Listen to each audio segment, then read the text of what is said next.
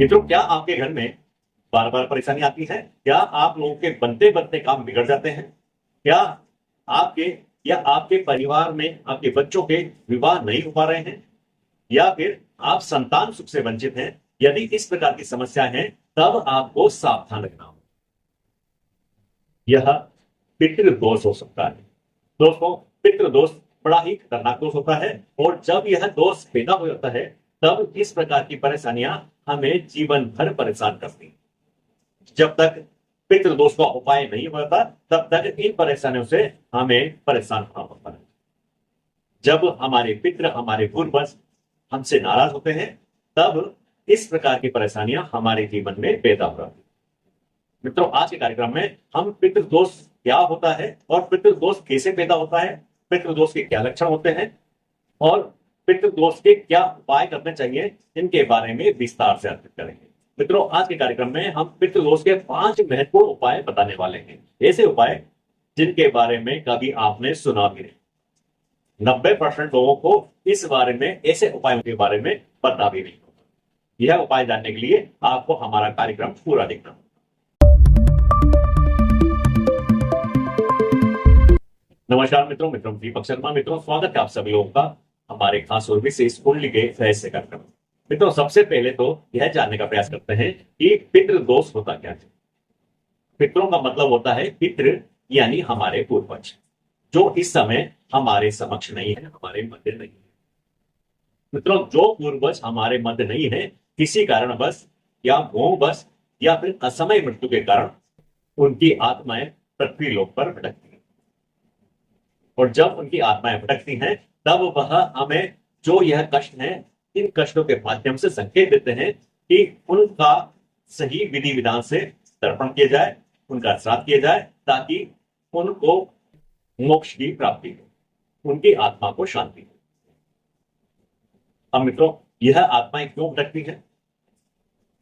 आत्माएं भटकने का कुछ कारण होते हैं। जैसे यदि उनका विधि विधान से श्राद्ध न किया गया हो, या विधि विधान से उनका तर्पण न हुआ हो, या आपके घर में जब भी कोई धार्मिक अनुष्ठान होता है, धार्मिक कार्यक्रम होता है, तब उनको याद नहीं किया जाता हो, या फिर आपके घर में काफी समय से कोई धार्मिक अनुष्ठान नहीं हुआ हो, या फिर परिवार धर्म कर्म को मानने वाला ना हो, या फिर भ्रूण हत्या हुई हो, या फिर परिवार के किसी सदस्य ने गो हत्या कर दी हो, या फिर परिवार के किसी सदस्य ने पीपल का पेड़ काट दिया हो, जिसके कारण उनकी आत्माएं भटकती हैं और उनको मोक्ष की प्राप्ति नहीं। इसी कारण से पितृदोष पैदा होता है और हमारे जीवन में हमें कष्टों का सामना करना पड़ता है। यदि ज्योतिषी दृष्टि से देखें, तब हमारी कुंडली के अंदर, हमारी कुंडली के नवा भाव जो भाग्यस्थान होता है, धर्म का भाव होता है, उस भाव में जब सूर्य, राहु या केतु या फिर शनि से पीड़ित हो, इनके साथ सूर्य की युति हो, तब पितृदोष का निर्माण होता है। या फिर नवम भाव के स्वामी नवपेश के साथ राहु की युति हो जाए, तब पितृदोष का निर्माण होता है। इस प्रकार से कुंडली देखकर भी हम यह पता लगा सकते हैं कि हमारे जीवन पर पितृदोष का साया है। अब मित्रों, इस पितृदोष का क्या उपाय किया जाए, कैसे पितरों को शांत किया जाए, ताकि उनकी आत्मा को शांति मिले, उन्हें मोक्ष की प्राप्ति हो और हमारे जीवन पर जो यह संकट आए हुए हैं, इनसे हमें मुक्ति मिले। मित्रों, जब तक इन पितृदोषों का निवारण नहीं होता, तब तक हमें जीवन में कई प्रकार के कष्ट देखने को मिलते हैं, भोगने को मिलते हैं। तरह तरह की परेशानियां हमारे जीवन में आती हैं, बनते बनते काम रुक जाते हैं, संतान सुख से वंचित हो जाते हैं, विवाह में देरी होती है, घर का कोई सदस्य लंबी बीमारी से जूझ सकता है।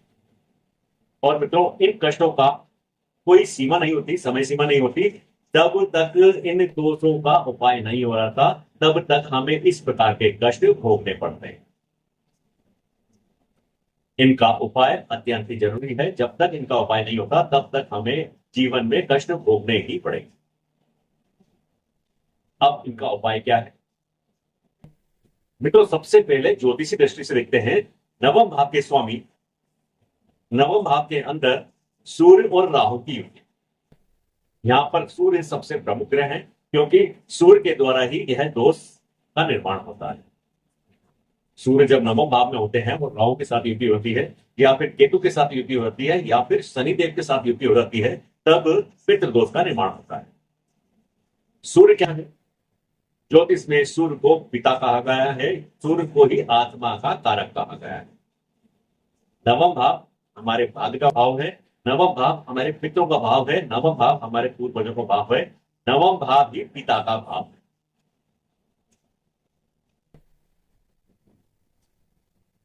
तब पिता राहु के द्वारा पीड़ित होते हैं। इसी कारण से यह संकेत मिलता है कि आपके पूर्वज भी किसी कारण से पीड़ित हैं, जिसका उपाय करना अत्यंत आवश्यक है।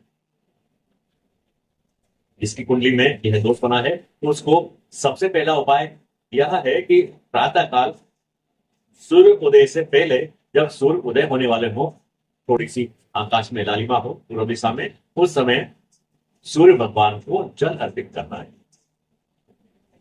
यह आपको प्रतिदिन करना सबसे सुंदर उपाय है कि सूर्य भगवान को जल अर्पित करना है, क्योंकि सूर्य ही पिता है और सूर्य ने ही हमारे सभी पूर्वजों को देखा है। हमारे देवी पूर्वज हैं जो किसी समय थे, उनको सूर्य देव ने अवश्य देखा। तो आज जब सूर्य देव हमारे सामने हैं, उनके साक्षी हैं, तो हमें सूर्य देव को जल अर्पित करना है। और जब हम सूर्य देव को जल अर्पित करेंगे, तब अपने पूर्वजों का स्मरण अवश्य करेंगे। इसके बाद अश्विनी मास की अमावस्या के दिन पिंडदान और तर्पण करना चाहिए। अपनी श्रद्धा अनुसार ब्राह्मण को भोज कराना चाहिए और उसे दक्षिणा देनी चाहिए। सोमवती मावस को, जिस दिन मावस के दिन सोमवार हो, उस दिन पीपल के वृक्ष की पूजा अवश्य करनी चाहिए। खीर बनाकर पितरों को खीर अर्पित करें, ब्राह्मण को भोज कराएं और अपनी सामर्थ्य अनुसार उसको दक्षिणा अवश्य दें। मछलियों और कौवे को चावल और घी के लड्डू बनाकर खिलाएं। सोमवती मावस को, जिस दिन मावस के दिन सोमवार हो, सोमवती मावस को पीपल के वृक्ष पर जनेऊ चढ़ाएं और साथ ही विष्णु जी के नाम का जनेऊ चढ़ाएं। पीपल की 108 परिक्रमा करनी है, 108 पीपल की परिक्रमा करें और जब एक परिक्रमा खत्म हो, तब पीपल पर मिठाई अर्पित करें। जो भी आपके अनुसार सामर्थ्य अनुसार मिठाई हो, एक मिठाई अर्पित करें। इस प्रकार से 108 परिक्रमाएं करें और परिक्रमा करते समय ओम नमो भगवते वासुदेवाय नमः मंत्र का जाप करना। ऐसा करते हुए आपको 108 परिक्रमाएं संपूर्ण करनी, पूरी करनी। और परिक्रमा पूरी करने के बाद आपको पीपल से और भगवान विष्णु जी से क्षमा याचना मांगनी है और जाने अनजाने में जो आपसे पाप हुए हैं, उन पापों की ये माफी मांगनी है और अपने पितरों को मनाना है। घर में कोई भी धार्मिक अनुष्ठान कराते हैं, तब सबसे पहले, देवों से पहले पितरों को याद किया जाए, पितरों की पूजा की जाए। ऐसा करने से आपके पितृ, जिनकी आत्मा को शांति नहीं मिली है, उनकी आत्मा को शांति मिलेगी और आपके जीवन में भी जो कष्ट चले आ रहे हैं, उनसे आपको मुक्ति मिलेगी। इस प्रकार से मित्रों, यह जो पितृ होते हैं, पितृदोष बनता है, यह हमें काफी समय तक परेशान करता रहता है। जब तक इसका उपाय नहीं किया था, तब तक यह परेशान करता ही रहता है। इसीलिए पितृदोष का उपाय करना बहुत जरूरी होता है।